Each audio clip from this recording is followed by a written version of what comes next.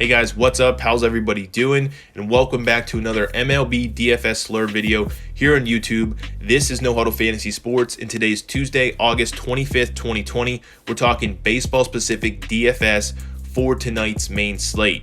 FanDuel, DraftKings, doesn't really matter. We're going to cover all the main plays, pitchers, stacks, one-off bats, everything you need. We're going to quickly cover for tonight's main slate so you can get ready and dominate tonight in DFS.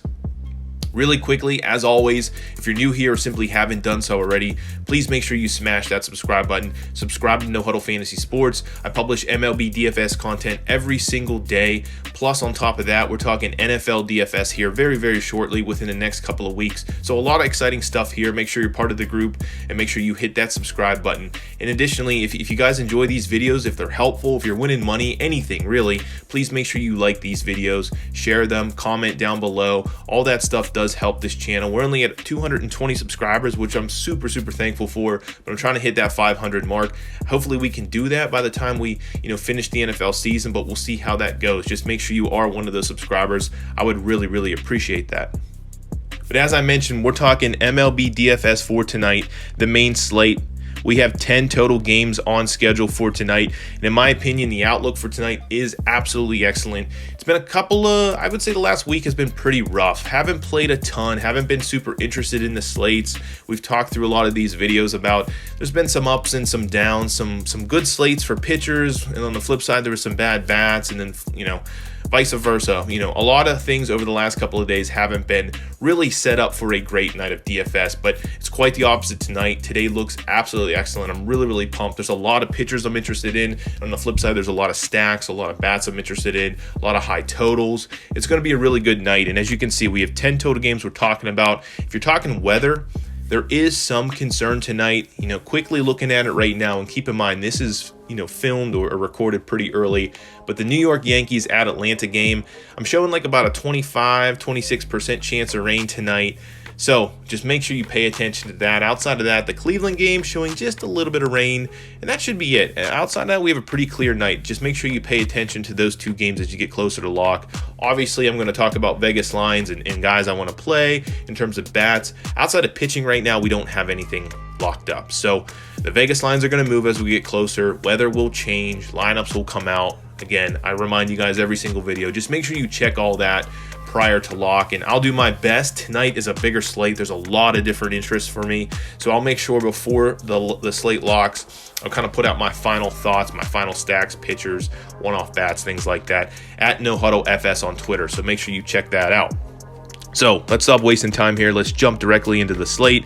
These Slurve videos are supposed to be, faster videos, quicker videos covering the main slate. You can see I locked up some lineups early, but let's dive into pitching here as we always do. So there's two guys top of the board here, two elite pitchers, Bieber, who's pitching at home, and then Garrett Cole pitching on the road in Atlanta. I honestly tonight will not be playing either one of those. I'm not going to argue with you, especially if you want to go Bieber. He's $12,000. He's been absolutely dominant. He's already dominated Minnesota with double-digit 13 strikeouts, 73-point performance in Minnesota. Now he has them at home. I'm not going to doubt you or try to argue against playing him, but he's $12,000. He makes it more difficult to fit a lot of my favorite bats in tonight. So I'm not playing him. On the flip side, Garrett Cole here. I mentioned there's a little bit of a weather concern. I've actually been screwed by Atlanta within the last week. They postponed a game. Long story short, they postponed the game right after lock, which was very annoying. So, A, the weather, and B, he's pitching on the road. He's $11,000. Again, a great pitcher. Typically never gives up too many runs, strikes out a lot. Can't argue if you want to play him tonight. He probably will be lower owned. He's kind of in between a lot of these pitchers. So just keep that in mind. But for me, I'm going to start off with Lucas Giolito here, pitching at home for the Chicago White Sox, playing against Pittsburgh. He's a right-hander. Pittsburgh only projected 3.36 runs tonight, a pretty piss-poor team in my opinion. He is 10,400, so a little bit pricey, but the dude has dominated this year. You can see he's coming off a 70-point performance, pitching at home versus Detroit. Detroit struggles versus right-handers, but in general, he just dominated. 7 innings, 13 Ks, gave up 0 runs, had a win, and got the quality start. All things you want. He's projected 7 Ks tonight by Vegas. I already talked about the low projection for the Pittsburgh Pirates, 3.36. They're just not a good offensive team. He is a large favorite tonight. The White Sox in general, minus 230 favorites playing at home. So he should easily get a quality start. Hopefully should be in line for a W tonight. I actually like the Chicago White Sox as a stack. I expect them to put up big runs. They're one of the bigger top 5 teams in terms of runs projected tonight. So all good things favoring into just generally Giolito tonight. He should get the W. He's facing a weak team. And specifically, if you want to talk about Pittsburgh in 2020, they're basically dead last. And that's the long story. Quickly summarized there. Their 59 WRC plus is 30 out of 30 teams. 257 WOBA, 30 out of 30 teams. 116 ISO, last in all of baseball, 30 out of 30 teams. They strike out at a rate of 25%. That's top 10. That's actually number 10. So they strike out a decent amount, and they just are terrible in all the advanced stats as a team, as a lineup versus right-handed pitching. And I even went so far as to look at them on the road versus right-handers, and the numbers get even worse. 49 WRC plus, 244 WOBA. Just really, really, really bad numbers. They strike out a little bit more on the road. I don't see any reason to spend up for these more expensive pitchers when Giolito is in an absolute elite spot. He showed the upside of double-digit strikeouts. In 2019, he had a 31% strikeout rate, 33% strikeout rate to righties. That's the split there. 2020 is basically the same number. So he's a 30% strikeout guy versus a very weak team at home. He finished 2019, 4 of his 7 games, he had double-digit strikeouts. And then those other ones, the other 3 were like 6, 7, and I think 9 strikeouts. So, again, high strikeout guy facing a very, very weak Pittsburgh Pirates lineup. Playing at home, he's a huge favorite. All things, all metrics in his favorite. Compared to $600 more for Cole, and then you're saving $1,600 off Beaver, it goes a long way tonight in terms of bats. I love Lucas Giolito. He's my number 1 pitcher on the board tonight. I'll bump down one spot here and save another $1,300. It's a difficult spot playing on the road in Milwaukee. Typically, it's a park that does not favor pitchers. But I do like Luis Castillo tonight. I've played him time and time again over the last couple of years when he's in excellent spots. He's a huge strikeout guy, has the ability to throw, double-digit strikeouts any given night. His season so far has been up and down, but again, he has huge K upside, and I think he's in a good spot tonight. The downside to him, right off the bat, I'll just let it loose. He's pitching on the road in Milwaukee, A. He hasn't pitched like a dominant ace so far this year. In the third thing to consider is Cincinnati is a road underdog, which is understandable, but they're plus 111. So those things don't really line up for a starting pitcher. But on the flip side, Milwaukee's only projected 4.03 runs tonight. He's projected 6.5 strikeouts, and he's $9,100. Good things in favor of Castillo tonight. His strikeout rate, as I mentioned, is up there with elite guys, 27% to lefties, 33% to righties. He was really, really effective in 2019. Had a 296 WOBA to lefties, 256 to righties, 369 xFIP to lefties, 320. So basically, his xFIP and his WOBA, both the lefties and righties, was on par with elite pitchers. And then in 2019, he faced Milwaukee 5 times. He was up and down. He averaged 30 points, though, versus this Milwaukee lineup. In my opinion, in 2019 was a better lineup where they had Lorenzo Cain, guys that kind of have, for reasons like COVID, are sitting out this year. But they had a better lineup, and Yelich was an MVP, obviously, last year, and he's not hitting the ball this year as a lefty. So just good things, as I mentioned. Averaged 30 points against them in 5 starts last year. Milwaukee, though, that's the key here. We've targeted them with right-handed pitching. That's what you want to do this year. Milwaukee in 2020 has a 67 WRC plus. We talked about Pittsburgh being bad, but just a couple spots above them, 28 out of 30 teams. 273 WOBA, that's 29th out of 30 teams. 145 ISO, 24th out of 30 teams. So they're bottom 5, if not bottom 2, in almost every major stat category for a lineup versus right-handers. But more importantly, they're striking out at a rate of 27%, which is 3rd overall in baseball. So they're a heavy strikeout team to right-handers. And then I even dug a little bit further. Milwaukee playing at home versus a right-hander so far this year. Again, we have a small sample size, but 29% strikeout rate as a lineup. That's huge. That means Castillo tonight, even though he's pitching on the road, is in line. As long as he doesn't give up a lot of walks and stays with a decent pitch count, he could have double-digit strikeouts on the road, 6 or 7 innings. What we're praying for is that Cincinnati gets a lead for him. We can get a quality start, we can get a W. But I think at $9,100, he can be a steal. I love targeting Milwaukee. I think he can, like I mentioned, he saves you a lot of money and gets you some extra bats. And then just down from him again, we're just bumping down one after another. If you want to go anywhere else, I would recommend probably Chris Paddock here, $8,900. I wish he was a little bit cheaper here on FanDuel, but overall, he's a decent pitcher. He's really only had one bad start this year, and that's in Los Angeles against the Dodgers. He's a right-hander. LA Dodgers absolutely just maul and crush right-handed pitching. So if you exclude that, he's had a decent season, a little up and down, 40-point performance being his highest, but he's had a couple 30 pluses. At $8,900, I think he can do well tonight versus a pretty weak Seattle lineup. And on top of that, he's pitching at home. Again, we really like that. They are home favorites at -186. That's the Padres. So again, unlike Castillo, but more like Giolito, is in a good spot in terms of hopefully getting a W, as long as he can make it 5 or 6 innings here, which I definitely think he can. And then more importantly, Seattle's only projected 3.34 runs tonight. That's the absolute lowest on the board. This could change, but they are a pretty bad lineup. So he's in a great spot at $8,900. Projected 5.5 strikeouts by Vegas tonight. Again, a little bit of an up and down season, but if we go back to 2019, he scored 58 FanDuel points versus Seattle pitching at home. He went 7 innings, 9 Ks, 0 earned runs, so we have a little history there. He's dominated that Seattle lineup in the past. His only game in 2020, as I mentioned, against the Dodgers has been bad, and Seattle in 2020 is a bottom 10 team in every stat versus right-handers.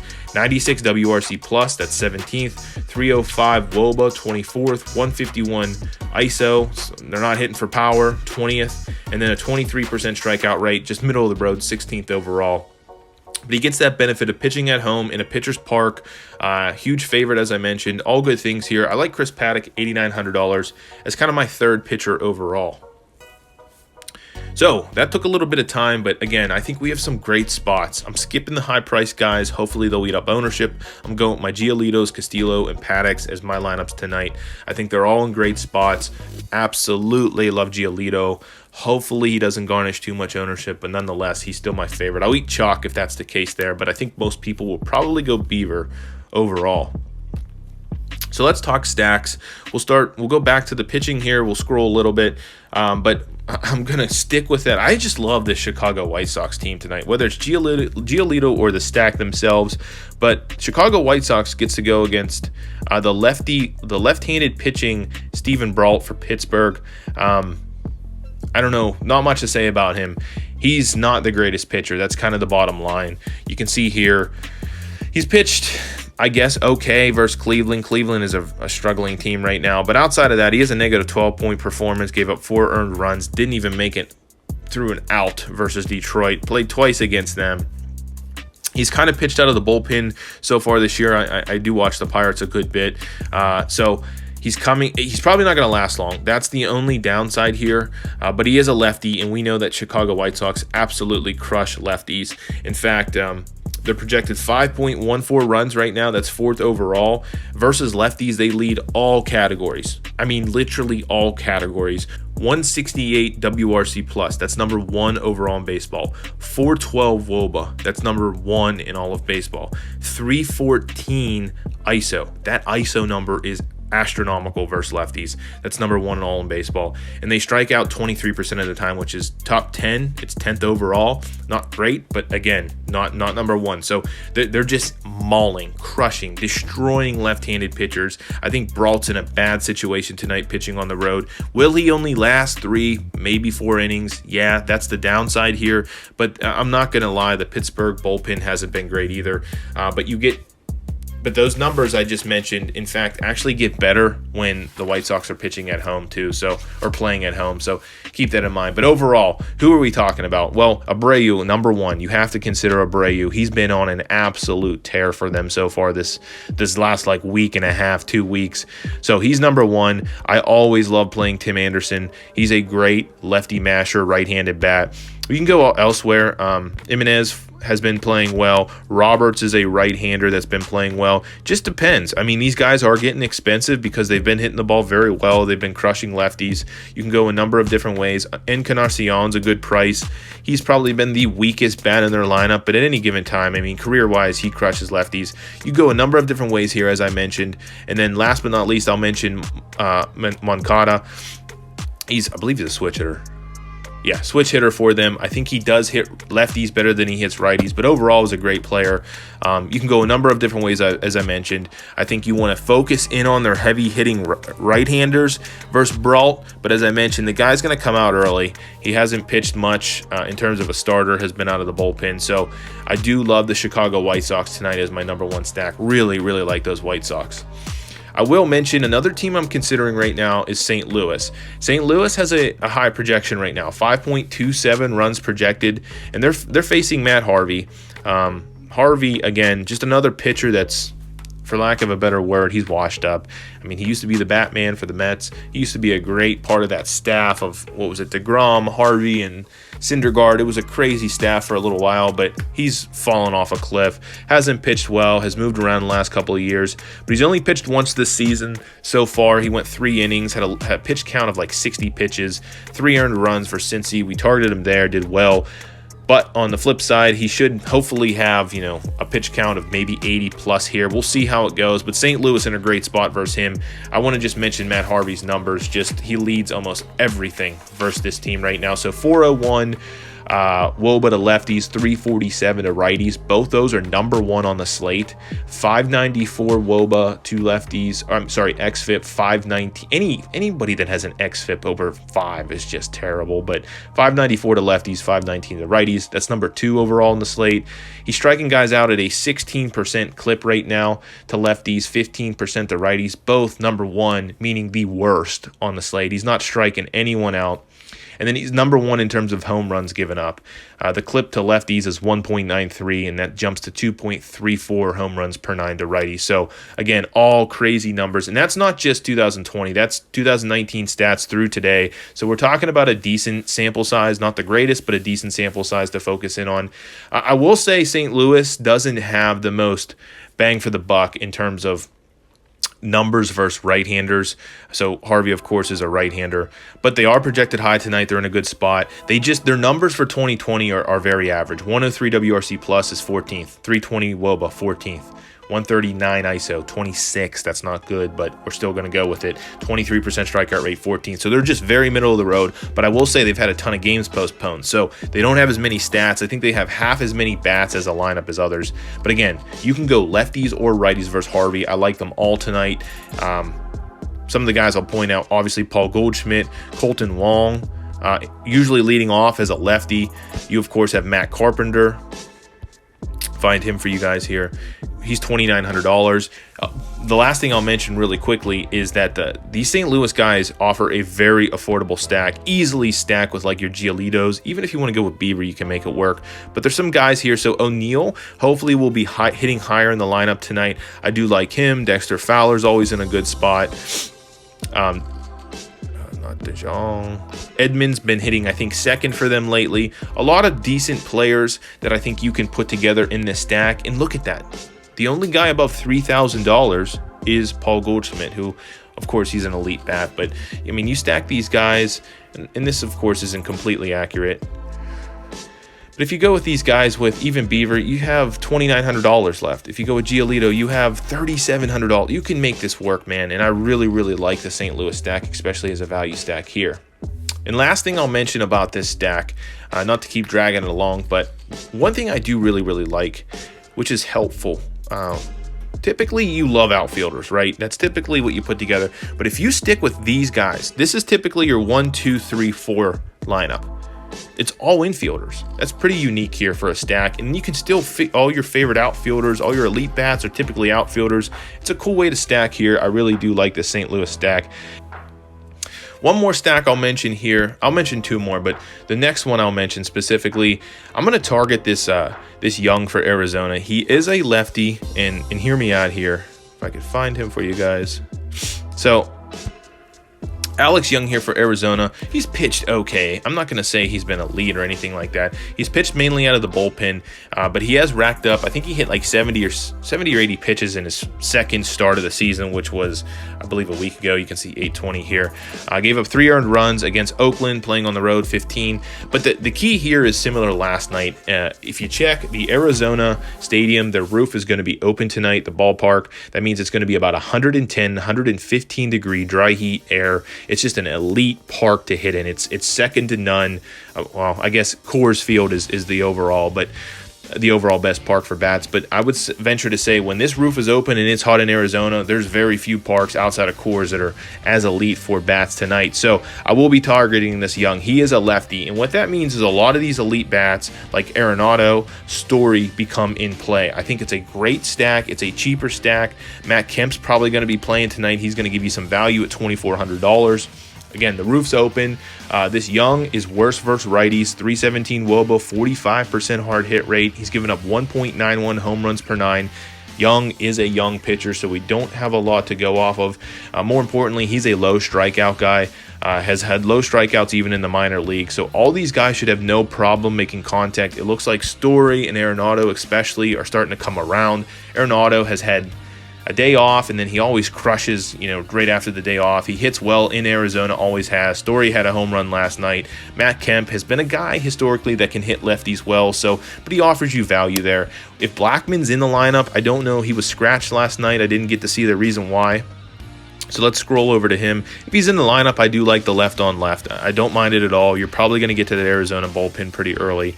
But all these guys in play here, I do really, really like a Colorado stack, again, with that roof open. And then if you want to be on the flip side and go Arizona too, you could game stack that place, man. If it's going to take off like it is, 2 average to below average pitchers in a park that's super hot, roof open, dry air, man, the ball's going to fly. So, again, really, really like Colorado tonight as a stack, a random, unowned, low-owned stack here. And last but not least, of course, you can go with the Dodgers. Anytime the Dodgers are facing Johnny Cueto, I think it's a good spot. But your Bellingers, your Muncies, your Seagers, Turner's always hit righties well. But they are facing Johnny Cueto tonight. Cueto has actually pitched okay. I mean, he's $7,500, but 41-34. He's played the Dodgers earlier this season. I think he was on a limited pitch count, so they couldn't really take advantage of him. But he gave up 1 earned run versus the Dodgers, and then he faced them later on the 8th. Gave up 4 earned runs. So at any given time, I mean, he is pitching at home, which is a downside. Your Dodgers are going to get that extra at-bat being in a road stack. San Francisco, not the greatest park to hit in, but these guys have so much power in the lineup. Even your Jock Petersons, your A.J. Pollocks, you can stack these guys a million different ways. But make sure a couple of guys, Seager and Bellinger are probably my 2 favorite. I do like Jock Peterson, but I'll be honest with you, I've always been bullish on him. So if you don't want to go there, I understand why. But if he's hitting leadoff, $2,900, you can't beat that. I do like the Dodgers as a random other stack I'll mention. And so that really wraps up all of my favorite stacks for the day. You got my pitchers, you got my stacks. I will mention some random off bats here. I do like Peralta tonight. He gets you a little bit of value here at $2,800, playing at home, lefty on right. He has some good numbers versus German Marquez. The reason I didn't mention Arizona as a stack is Marquez is a pretty good right-handed pitcher. Even outside, well, mostly outside of Coors, he at times can be borderline elite. I mentioned, I'll skip over some of the stack guys. I mentioned Corey Seager, how much I like him. I do like Matt Olson for Oakland tonight. I think he's in a good spot, $3,400, playing in Texas. Yeah, Texas now closes in their stadium, so that's a little bit of a bummer. He hasn't been playing too well, but I think he's in a good spot versus Kyle Gibson, a guy that has been known to give up the long ball time and time again. I mentioned Abreu, how much I like him. Tim Anderson. You can also go Machado here. I did consider a San Diego, still considering it, but San Diego stack for Seattle. They're playing a lefty. Machado is $3,700. He's starting to hit the ball more and more. You can see he's been pretty elite over the last week, which is what you come to expect from him. Manny Machado in a good spot. spot. Also, similar to him, if you stick with that same San Diego game, you should get Wil Myers at a pretty good price here at $3,000, left on right or right on left in his case. The right-handed bat has always hit lefties very, very well, so I do like Wil Myers in that same game. I talked about Arenado, I talked about Story. Shane Baez absolutely crushed it last night if you played any of the Chicago stacks, but he's a good price. $2,900 is definitely too cheap for him. Maybe he's starting to heat up, hasn't been playing well, but did have 3 hits last night, 2 of them going out of the yard. Good price, $2,900 for him, and they have a high total in that game. Cool Calhoun, another guy leading off, $3,100 for that Arizona team. Good spot for him. Lowe for... I've been playing him time and time again. $2,400, really cheap for Cleveland. Will hit 5 or 6 in that order versus lefties. Will get platooned, which sucks, but he does hit lefties very well. Career-wise is just an absolute monster versus lefties. I will mention a very cheap price on Tony Kemp. Been playing him a lot. You don't need a ton out of him. He really does help with value, especially second base can suck at times, but $2,000 bare minimum. When it's left on right, he typically hits towards the top of the order, even 1 and 2 sometimes, so I do like that for Tony Kemp. Aaron Hicks is in a good spot. They're starting to get some firepower back like Aaron Judge in this lineup. But Aaron Hicks, $3,100 for New York, playing in Atlanta. Just watch that weather like I mentioned. I do like him. With Judge back, should open up a little bit more for him. He has been leading off, which is really cool for him. Maybe we can get some stolen bases or something. I don't know if he has. No, he doesn't have any yet this season. But always like a guy leading off, especially on the road there. Sticking with some more Chicago bats. I'm done stacking them, by the way. I've been just getting crushed by them. $2,700 for Kyle Schwarber. Hard to pass that up, but he will get taken out if they put in a lefty pitcher. So we'll just have to see how that plays out. But I do like Kyle Schwarber, $2,700. Should be hitting 4th cleanup. At times has even hit 3rd, depending on who they're facing. So again, him and Baez in a good spot in Detroit. If you're not playing Castillo, I think it's this is a going against my own pitcher here, but Justin Smoke's been absolutely on fire for Milwaukee. He's only hitting .217, but if you actually get the game log, he's multiple home runs. He's home runs in 3 of the last 5 games. He's been hitting the ball very, very well, especially at home. So I do like him. I do like Smoke if you're not playing that Luis Castillo, or if you want to get a little crazy and go, both of them together. Hey, who am I to tell you not to do that? And then last but not least here, another third baseman I would consider tonight.